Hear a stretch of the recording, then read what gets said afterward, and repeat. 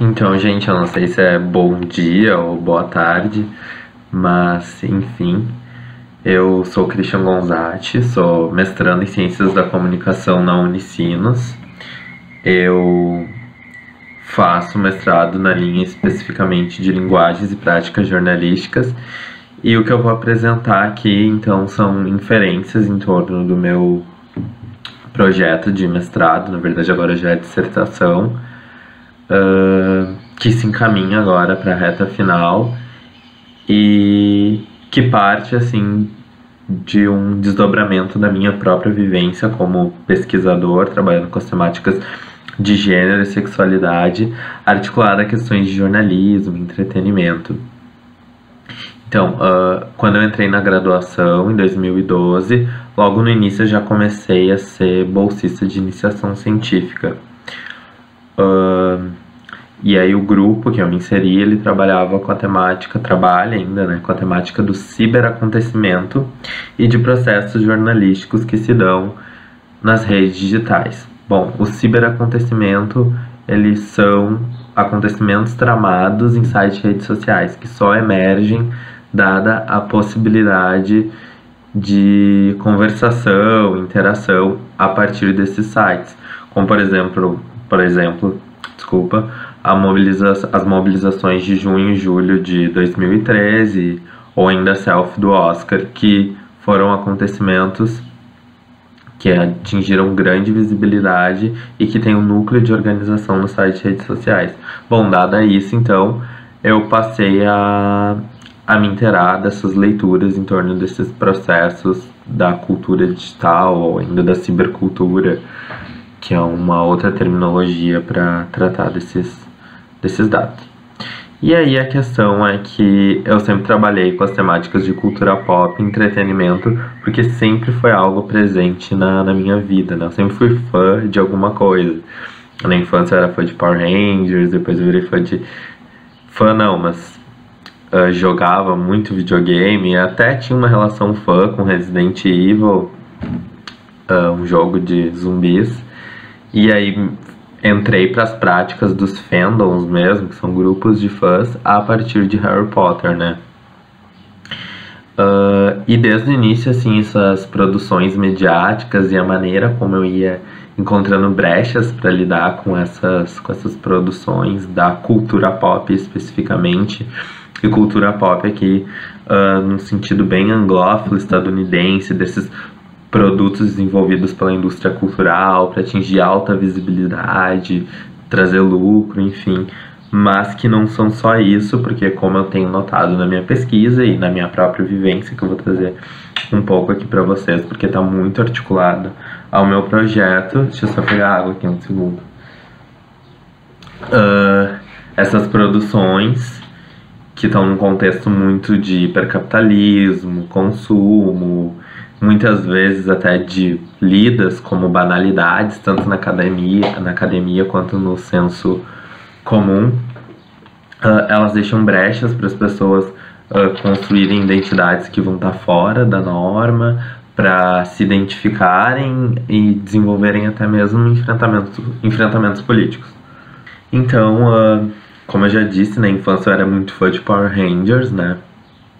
E desde, assim, de criança a gente já tem aquela noção do que é censurado pela norma, assim, porque na TV e nos discursos que reverberam a partir da família eu já sabia que um menino ter atração por outro menino seria algo errado, punido, estranho. E aí eu, que desde que me entendo por gente sempre tive atração por outros meninos, escondi, guardava isso, ficava assustado. Mas, como eu ganhava os brinquedos de Power Rangers, era muito fã de Power Rangers, isso até uns 8 anos, 9. E eu sempre tive uma atração muito forte. Era meu primeiro crush, minha primeira paixão, o Ranger Vermelho, da série estadunidense, né, da versão estadunidense, não dos Super Sentais. de Power Rangers, eu usava os bonequinhos pra criar histórias, por exemplo, onde o Ranger vermelho namorava o Ranger azul, e já usava aquela produção ali pra desenvolver algo que tava, uma leitura que tava além dela, e já era um processo fã, né? Porque fãs fazem isso com fanfics, por exemplo, que escrevem outras histórias em torno de determinadas produções mediáticas. Por exemplo, Harry Potter, em vez do Harry e da Gina, vão escrever uma história sobre o Harry e Hermione. E pessoas LGBTs, daí já entrando nos estudos de fãs, de cultura pop, ou mulheres, né? Pessoas LGBTs e mulheres, muitas vezes utilizam então essas processualidades textuais para desenvolverem outras histórias que possibilitem uma melhor ou uma maior identificação. Tipo, trazendo aspectos mais românticos para a narrativa, ou casais LGBTs, enfim. E eu já fazia isso, dada aquela necessidade que eu tinha de poder vivenciar essa narrativa que não estava em lugar nenhum de meninos gays que se apaixonam e ficam juntos, enfim, numa leitura ainda bem heteronormativa, de reverberando também um pouco essa noção que eu sempre tive das princesas da Disney, do príncipe encantado e tudo mais, só que ao invés da princesa, o príncipe era o príncipe, e os príncipes eram os dois Power Rangers. Enfim, e aí depois disso, na escola tem toda aquela coisa da criança feminada, que por gesticular, por falar fino, vai sofrer uma série de sanções, vai ser violentada de diversas formas. E eu, né, num contexto de uma escola um pouco agressiva, assim, em relação a quem não performava o gênero de acordo com a norma, tanto no ensino fundamental e mais ainda no ensino médio, que depois eu vou falar um pouquinho, sempre tive dificuldade para desenvolver amizades, enfim. E aí a cultura pop sempre foi uma saída. Em Harry Potter, que tinha toda uma narrativa das diferenças, porque tem os sangue ruins, que não são pessoas que nasceram bruxas, eu vi uma identificação muito forte com aquilo ali das pessoas oprimidas, como Hermione, e que podem passar por cima daquilo e tudo mais. Isso foi um motor para mim ser fã de Harry Potter e começar a entrar nesses grupos e tudo mais. Continuando a fala, então, eu passo a construir minha subjetividade, minha relação com esses produtos nessas comunidades de fãs. Aí eu desenvolvo um trabalho para Feira de Ciências sobre Harry Potter. Quando tava todo mundo pesquisando vulcão e outras temáticas, eu me interessei por uma produção da cultura pop. E eu venço a Feira de Ciências, então vou para a Feira Municipal, sou eleito destaque, e já tinha visto ali muito antes de entrar na iniciação científica um potencial nessas produções mediáticas para pensar a sociedade e a cultura. E aí então eu termino o ensino fundamental e eu faço a prova para uma escola de ensino médio pública, né? Eu estudei escola pública, vim de uma família pobre. Inclusive na graduação, acho importante colocar aqui, e no mestrado eu sempre fui bolsista através de programas sociais, tanto do ProUni quanto programas de auxílio-refeição e transporte. E se não fossem esses programas voltados a uma integração das diferenças de classe, de raça, que a gente também tem as cotas raciais, muitas pessoas que eu conheço, inclusive eu, não estaríamos hoje na graduação ou no mestrado, enfim. E aí no ensino médio a coisa fica bem complicada em relação a maneira como eu performava o meu gênero, porque a escola era predominantemente masculina, tinha uma colega menina na turma. E aí a grande parte da minha vivência nesse período era acessando sites de fãs que tinham notícias sobre Harry Potter, assim, tipo, os trailers que saíram, os clipes dos filmes, teasers, trailers, fotos, ensaios da Emma Watson, do Daniel Radcliffe, que é o ator que interpreta Harry Potter, que era meu crush também na época, embora eu fingisse que era a Emma. E grande parte das minhas amizades também estavam nesses núcleos, assim, das redes digitais. E aí no ensino médio a coisa fica bem complicada, agressões físicas, enfim, por a turma ter uma performance de masculinidade muito dentro daquele enquadramento normativo e de não tolerar a feminilidade incorporada em um corpo que na concepção deles deve performar somente a masculinidade. E eu gostando não só de Harry Potter, mas daí High School Musical, séries da Disney, as divas pop, Lady Gaga, Britney, Madonna, tudo isso eram signos que passavam a constituir para eles uma maneira de me ler como objeto, de me bater, de me agredir, de debochar, enfim. E então é lançado no meu segundo ano do ensino médio a série Glee, série musical Glee. E ali naquela série, pela primeira vez, eu vi assim retratada a temática da... Porque eu já tinha muito essa vivência de assistir produções mediáticas e tudo mais. E eu vi pela primeira vez retratada a temática da homossexualidade, da lesbianidade na adolescência. E a minha mãe me convidou para assistir essa série e ela se identificou muito com o personagem, um dos protagonistas, que era gay, e se emocionava, assim, eu via, nossa, mas se ela tá emocionada por ele, por que ela não entenderia se fosse eu?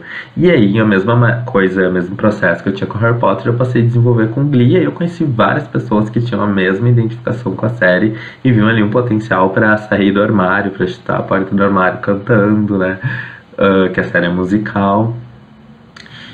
E ali, a partir dessas relações, eu me assumo pra família e tudo mais, entro na graduação. E aí eu sempre tive como interesse a cultura pop e, de certa maneira, articulada, tanto na minha vida quanto as minhas temáticas de pesquisa, as questões de gênero e sexualidade. Inclusive, eu tô gravando esse vídeo aqui com uma maior dinamismo, assim, tentando ser sucinto e direto, embora seja muito difícil isso pra mim, porque eu falo muito, porque eu tô viajando para participar de um congresso que é Game of Thrones Conference.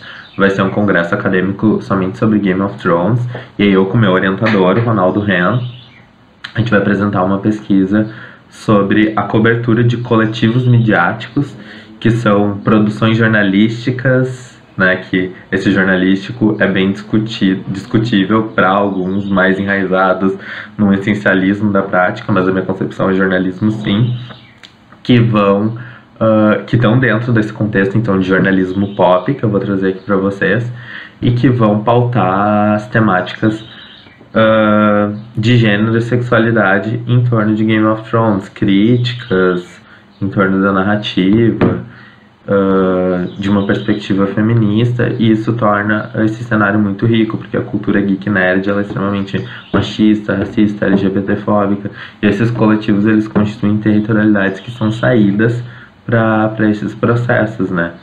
E é nisso que a partir disso que eu passo a me interessar pela maneira como LGBTs se relacionam com a cultura pop, constituindo essas identidades fora da norma e vendo nelas uma possibilidade de se identificarem, assim como eu fiz, e como o jornalismo medeia esse processo. Aí, para isso, eu pensei, então, passei a ler, fazer pesquisas em torno da articulação entre jornalismo, entretenimento, celebridades, e dentro do jornalismo existe o jornalismo cultural, né? Só que o jornalismo cultural ele traz aqui uma perspectiva da crítica, as produções midiáticas, traz em si um debate entretenimento-arte, e o jornalismo pop, então, que eu tô falando aqui na dissertação, ele é muito mais voltado a criar territorialidades para exaltar essas produções, tipo, um clipe se torna notícia, o lançamento de um clipe, vem ver esse novo bafo da Lady Gaga, o lançamento de uma música, de um trailer, tudo isso não está dentro daquilo que pressupõe o jornalismo cultural, que faz um movimento muito importante, e por isso, então, pensar a partir dessa ótica do jornalismo pop, dá a possibilidade de entender essas outras brechas com as produções da cultura pop, que não seja somente da crítica, ao entretenimento e ao esvaziamento que ele gera no próprio jornalismo cultural, enfim, por isso o jornalismo pop.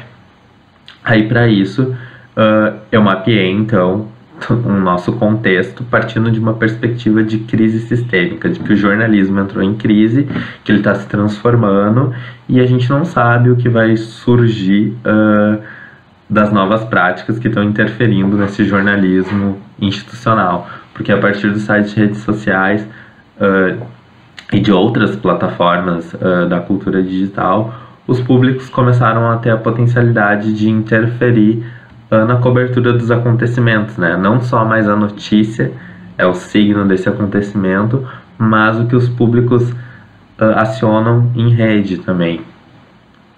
E aí, para isso, então, eu noto a presença de categorias para pensar o jornalismo pop e de recortes categóricos, que são temáticas específicas ou processualidades específicas em torno desse jornalismo.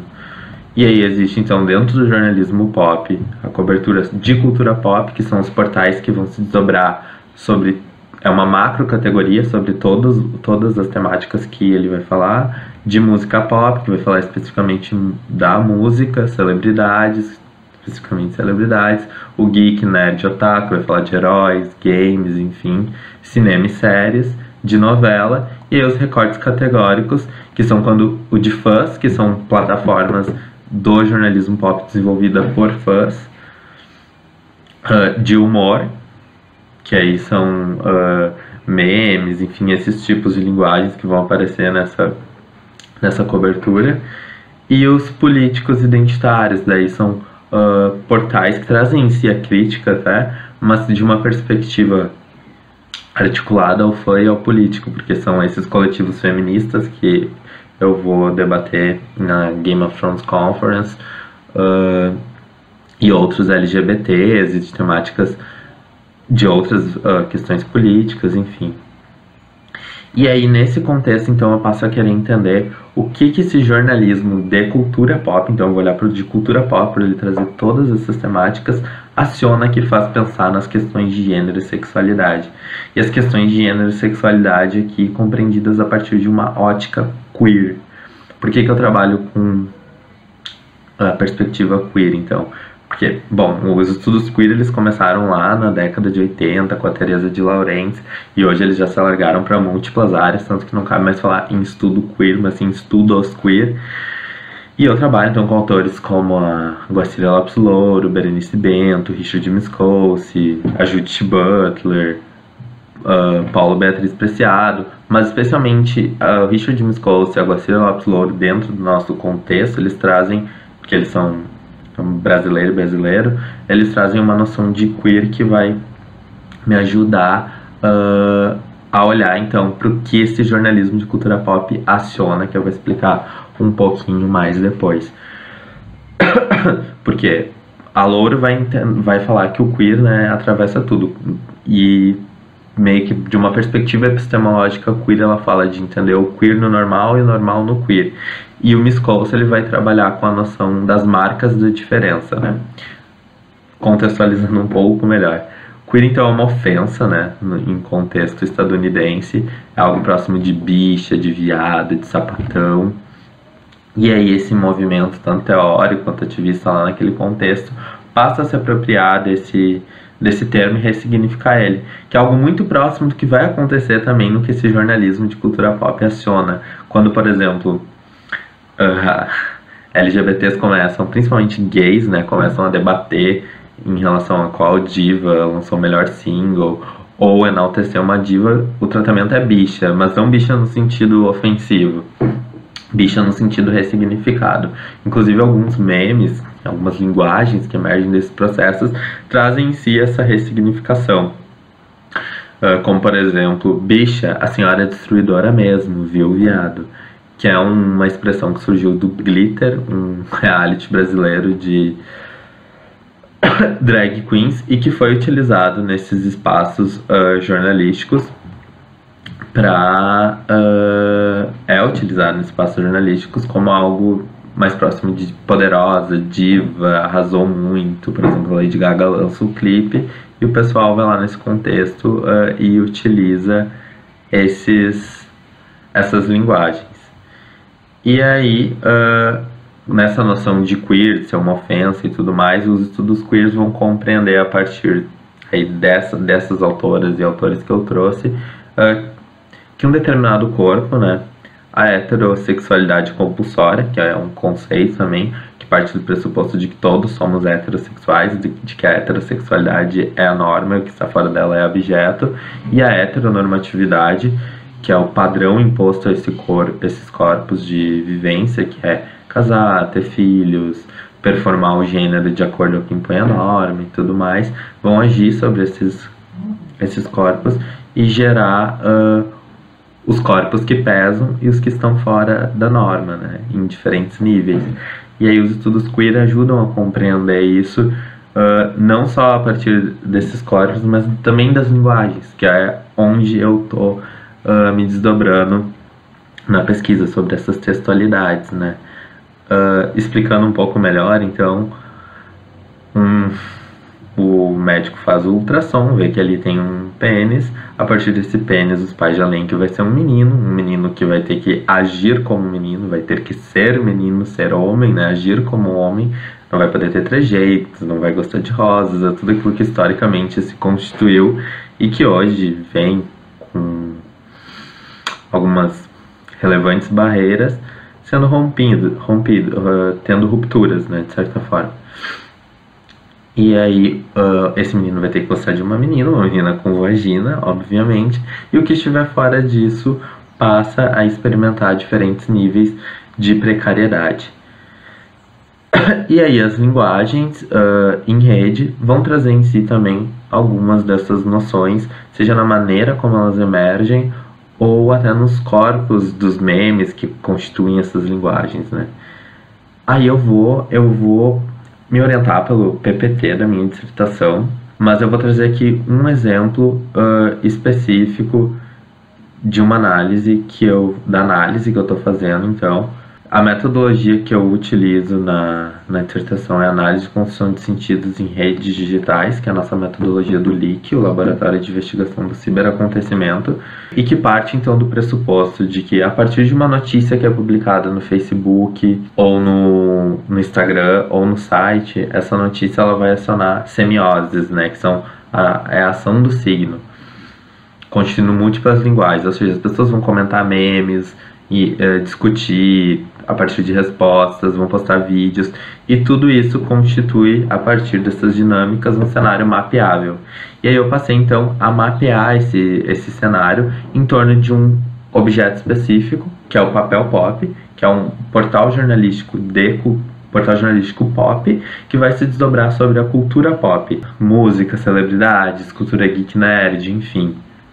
Embora predominantemente há ali uma presença muito forte da música pop, e por isso acredito que, conforme a pesquisa for se encaminhando, vai ficar notável a partir das análises que eu estou desenvolvendo, que a música pop, a noção de diva pop principalmente, aciona assim essas performances queer, então esses sentidos queer que eu estou tentando localizar na minha pesquisa.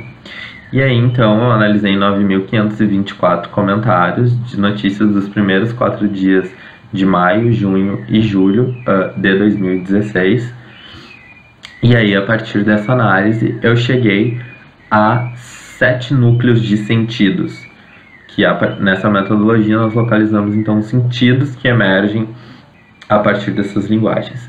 E aí as 7 constelações de sentidos foram enfrentamento político, que são quando as pessoas estão debatendo questões políticas ou enfrentando determinadas políticas de ódio em relação às diferenças a partir de deputados que tentam censurar a vivência LGBT ou ler ela como pecadora, enfim, e que vão falar então desse cenário político a partir das produções da cultura pop, como por exemplo uma notícia da Cersei de Game of Thrones, que ela explode o septo dos fundamentalistas religiosos lá da série, e aí as pessoas começam a falar que queriam que ela fizesse o mesmo aqui com os políticos que odeiam as diferenças, enfim, tudo mais. Não vou citar nomes para não dar visibilidade. Representações, que é o exemplo que eu vou trazer para vocês, que é quando as pessoas estão falando da necessidade de ter nessas produções da cultura pop uma melhor representatividade, maior presença de LGBTs e da diferença. O racismo e o multiculturalismo, que é um sentido de ódio, na verdade, mas que vai também constituir esse cenário do que é abjeto, do que está fora da norma, do que está dentro da norma, que são as pessoas, então, não compreendendo as outras culturas, as diferenças étnicas, raciais, enfim, e performando esses sentidos de ódio, as heteronormatividades, que então entram esses discursos que vão atravessar essas vivências dentro da norma, que são comentários LGBTfóbicos, racistas, machistas, feminismo, então, que são quando, a partir, por exemplo, de um clipe da Fergie, que traz as mães amamentando de uma maneira muito sexualizada, várias pessoas começam a comentar o quanto aquilo é problemático, falam de todo o enfrentamento para não sexualizar o corpo da mãe amamentando e trazem-se noções feministas nesses comentários do papel pop. Aí o principal sentido que mais aparece assim, nas notícias que emergem são o que eu estou chamando de linguagens do vale, porque determinados grupos no site de redes sociais eles passam a desenvolver memes e expressões específicas que vão ter muita visibilidade, mas que estão totalmente articuladas à questão LGBT. Como, por exemplo, lacre, grito, berro, tiro, memes da Gretchen, da Inês Brasil, enfim. Aí são esses comentários. E transviadice, que é quando o pessoal performa o gênero, o sexo, gênero, a sexualidade a partir de memes, ou meninas lésbicas demonstrando essas linguagens que eu já falei, de sapatão, de uma maneira ressignificada, e meninos gays demonstrando interesse por atores, enfim, sem acontecer o que acontece em outros portais de notícias, que um movimento assim já gera enfrentamento, ódio, porque é uma territorialidade, embora com muitas ressalvas, um pouco mais aberta às diferenças. E aí, então, cada notícia acionava vários desses sentidos, né? Por exemplo, uma notícia sobre Lady Gaga pode trazer em si enfrentamento político, questão de feminismo, e aí, então, enquadrando cada acionamento, cada sentido que emergia. E para análise, então, eu selecionei a mais representativa de cada sentido. Por exemplo, o que eu vou apresentar para vocês é de representações, que foi a mais relevante quantitativamente no que se refere aos sentidos que vão estar debatendo essa questão. Aí então, a notícia de representações é: Universo Marvel pode ter personagem LGBT. E aí traz uma declaração dos diretores falando que futuramente seria legal isso acontecer, então eles esperam que tenha essa abertura. E aí a matéria ela não problematiza nada, não fala da não presença de nenhum LGBT nos mais de 20 filmes da Marvel, porque ela está se dobrando sobre o universo cinematográfico. Não fala também sobre personagens LGBTs que poderiam ser adaptados das HQs, que são um pouco mais abertas a essas temáticas. Mas em compensação, os comentários eles vão trazer em si todo esse debate da representação a partir desses sentidos que eu falei para vocês. Aí, por exemplo, vão utilizar as linguagens do Vale. Amo, já sei quem vai ser o melhor herói da história. É um desses acionamentos. E aí traz a Suzana Vieira, que nesses grupos também vai ter muita visibilidade como meme sendo erguida. Aí outra: aceito se for o Hulkling e o Icano, casal mais fofo. Detalhe: no livro, eles são do time do Capitão América, falando então de Capitão América Guerra Civil, a versão da HQ do livro, e o Hulkling e o Icano, eles são um casal gay das HQs da Marvel, dos Jovens Vingadores, e nesse comentário a Inês Brasil também falando: seria meu sonho. Aí no site, por exemplo, se for para ser personagem acessório, sem nenhum desenvolvimento, só para dizer que tem, é melhor nem colocar mesmo. Cansado com esses tipos de personagens em séries, filmes, novelas, etc. Que é a questão da visibilidade regulada, que Stuart Hall fala, de quando há uma certa visibilidade, mas ela não é desenvolvida, ela está dentro da norma, enfim, ela está ali só para preencher um espaço de alteridade que não é realmente desenvolvido, e muitas vezes está mais só visando não trabalhar as temáticas das diferenças, mas evitar uma certa crítica, enfim. Aí, obrigado a Deus, Inês Brasil, por essa vitória. Já quero as gayas sapatão invadindo. Me chama que eu vou, Marvel. Então também são expressões desses grupos. E essa coisa de ressignificar o gay, sapatão. E aí algumas pessoas vão performar nesses acionamentos sentidos de ódio, né? Tipo, agora tudo tem que ter LGBT, agora tudo tem que ter gay. Aí um comentário surge em resposta a isso, por exemplo. Se desdobrando sobre vários que vão trazer esses sentidos odiosos, entre aspas. Agora tudo tem que ter. Que porra de mentalidade é essa? Gays sempre existiram, existem e sempre existirão. Imagina pra eles crescendo e vendo só casal hétero em tudo que é coisa, desde desenho a novela. Agora porque estão começando a ser incluídos é um absurdo? Chorem mais, espero que mais viadagem domine as telas. Então é debater nessa não representação de LGBTs nesses filmes da cultura pop.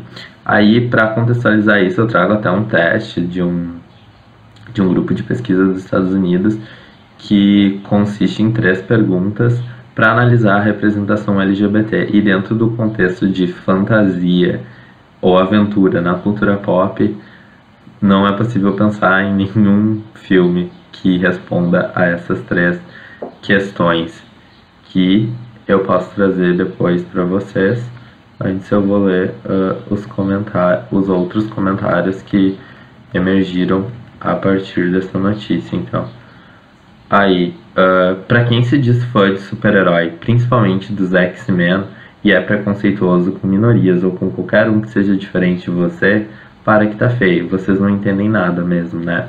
Aí vai pegar essa leitura das HQs, das temáticas, das diferenças que aparecem muitas vezes nesses universos, para mostrar como é contraditório o universo geek nerd ser preconceituoso em relação às diferenças, à alteridade, quando várias das histórias vão ter como metáfora essa estrutura. Então, por exemplo, os X-Men são oprimidos por serem diferentes, por serem mutantes. Aí, quanto menos alarde, menos representatividade. Tem que ter, sim. Os irmãos arrasaram com Z, né? Também essas linguagens do Vale que estão debatendo, porque esses sentidos eles se articulam, né? Uma publicação pode utilizar as linguagens do Vale, mas está se debatendo a representação. Demorou para fazer isso. Aliás, já passou da hora das produções cinematográficas em geral serem mais inclusivas. E aí vão ter vários comentários falando da necessidade dessas representações, inclusive explicando alguns personagens das HQs, então demonstrando como há uma certa presença de sentidos a partir da ação dos públicos que se vinculam a esses espaços, de sentidos que fazem pensar as temáticas da diferença. Eu vou localizar as 3 perguntas aqui e deixo então como finalização dessa fala para vocês pensarem em alguma produção que atenda as 3 questões dentro do contexto de fantasia ou aventura da cultura pop, porque dramas até passam nesse teste. Então é um teste da GLAAD, que é uma associação LGBT estadunidense, para avaliar a representação da diversidade de gênero e sexualidade. As perguntas são, é o teste Vitor Russo, né? Que o Vitor Russo ele tem um livro que vai falar da representação de gênero e sexualidade ao longo da história em Hollywood. Tem um documentário também, inclusive inspirado nesse livro, que é muito interessante ver o outro lado de Hollywood, porque vai debater exatamente essa questão, mas de uma maneira mais ampla, no contexto hollywoodiano. As 3 perguntas são: ter pelo menos um personagem explicitamente identificado como LGBT. O filme tem que ter, né, um personagem explicitamente identificado como LGBT. O personagem não pode ter como única característica sua identidade de gênero ou a condição sexual. Então não pode estar ali só, tipo, ele é gay, ou é o melhor amigo do protagonista que é gay, e não tem um desenvolvimento na história. E o personagem deve ser essencial para a trama. Ou seja, ter um protagonismo que vá além dessa identidade de gênero ou condição sexual, e que seja essencial para a narrativa. Então não sei se vocês conseguem pensar algum contexto de fantasia, aventura no cinema, do cinema da cultura pop. E agora tem os meus próximos passos da pesquisa, que vai ser apresentar esses outros núcleos de sentidos, mas já fica presente que há essa presença, principalmente a partir da ação dos públicos, e de que essa ação dos públicos ela também se torna consumível nesse contexto, porque dada a maneira como há o debate, o número de curtidas ali, fica evidente que a notícia ela realmente está desprendida, até mesmo nesse contexto do jornalismo pop, que já está totalmente fora da norma do que se impõe como jornalismo, né? É um jornalismo queer nesse sentido, assim, e de como a ação desses públicos, ela também pode se constituir como uma forma consumível de informação e que demonstre esses vínculos a partir desse objeto específico de pessoas LGBTs com essas produções da cultura pop, que vão trazer em si a importância dessas temáticas serem debatidas e desses outros portais de notícias se constituírem a partir de uma lógica mais aberta de diferenças, criando territorialidades menos tóxicas do que as que a gente vê em portais mais tradicionais como G1, UOL, que qualquer notícia sobre as diferenças gera uma intensa disputa de sentidos, que sempre traz questões de ódio, enfim, comentários preconceituosos. E é isso então, pessoal. Muito obrigado. Agradeço o espaço. Espero que a fala tenha sido satisfatória. Tchau.